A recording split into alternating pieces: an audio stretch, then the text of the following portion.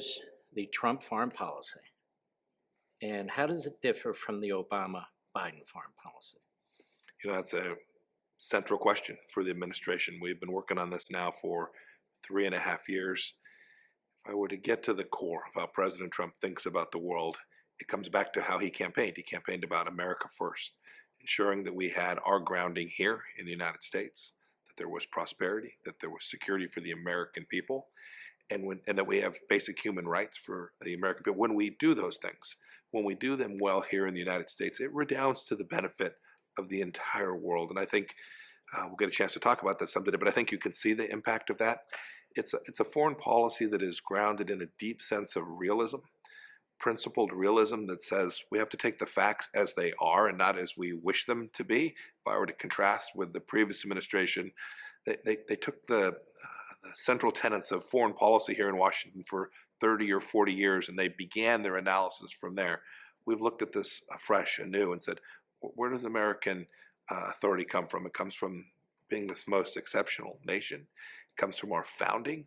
It comes from these traditions. And if we are principled, we accept the facts as they are, that we can have a very restrained foreign policy, exercising power only when it was going to achieve a good end and not for the sake of that.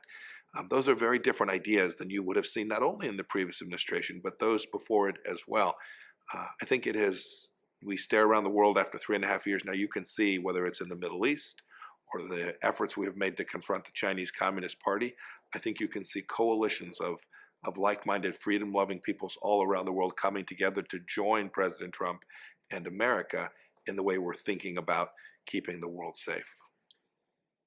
Do you think the media understand this? In other words, you see the progress you've made in the Middle East, and we'll get to that. You see how you're confronting China, which is a serious, serious threat.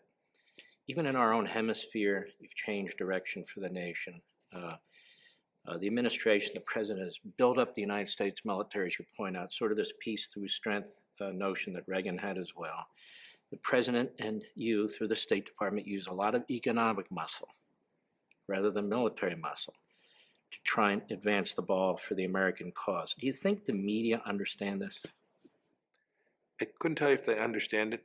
If they do, it's willful deceit to the American people and how they speak about this. I've watched the accomplishments we've achieved. I could tick off half a dozen here as we said, right? The strike against Qasem Soleimani that changed the Middle East, the economic power that we have used to influence our allies and friends to be partners with our friends and to deny resources to regimes like the one that sits in Iran. NATO today is stronger as a direct result of what President Trump and our team has done. They refuse to share that with the American people. I've been given a little bit of heck. I travel a little bit here in the United States, and I do that because I think it's really important that the American people understand what it is the Trump administration is doing, why we're doing it, how it makes their lives better. It's easy for someone in Kansas, where I'm from, or I was in Wisconsin this week. These from the loose side of this. This matters in their lives for us to get this right. And President Trump has grabbed the right end of the stick on these problem sets and made America more prosperous and benefited the world by doing that. We don't hear